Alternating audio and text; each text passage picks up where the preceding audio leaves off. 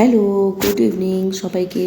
তো দেখো আজকে আমি করে নিচ্ছি ছেলের আবদারে আর বরের আবদারে পাওভাজি। পাওভাজির জন্য প্রথমে আমি সব ফুলকপি, মটরশুঁটি, আলু, ক্যাপসিকাম সব বয়েল করে নিলাম। তাতে আমি একটু পাওভাজি মশলা, একটু বাটার, একটু নুন, কাশ্মীরি লঙ্কার গুঁড়ো দিয়ে, কাঁচা লঙ্কা দিয়ে এটা বয়েল করে নিলাম। বয়েল করে নেওয়ার পরে একটা টমেটোরও দিয়ে দিয়েছিলাম, পেঁয়াজ আর টমেটো। তারপরে দেখো একটা পেঁয়াজ, কাঁচা লঙ্কা, টমেটো, ধনেপাতা সব কুচি করে রেখেছিলাম। পেঁয়াজ 3টে দিয়েছি বড় বড়, আর টমেটোরও 3টে দিয়েছি বড় বড়। এটা বাটার দিয়ে আর একটু সাদা তেল দিয়ে ভেজে নিলাম। এইদিকে আমার বয়েলও হয়ে গেছে সবজিগুলো। তারপর আমি টমেটোগুলো দিয়ে দিলাম।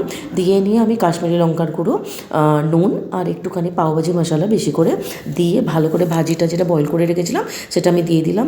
ভাজিটা যে জলটা ছিল সেই জলটাও আমি দিয়েছিলাম, সেটা যেহেতু বাটার ছিল তাই জন্য জলটা ফেলিনি, সেটাও দিয়ে দিয়েছিলাম। তো দেখো আমার রেডি হয়ে গেল পাওভাজি। আমি সার্ভ করে নিলাম গরম গরম বাটার দিয়ে, ধনেপাতা দিয়ে। পাওটাকেও বাটার দিয়ে সেঁকে নিলাম, একটু পেঁয়াজ নিয়ে নিলাম। লেবু ছিল না তাই লেবু আর নিতে পারলাম না। তো কেমন লাগলো আমার রেসিপিটা আমাকে জানাবে। ভালো লেগে থাকে লাইক, কমেন্ট, শেয়ার করে দেবে। চলো টাটা, গুড নাইট।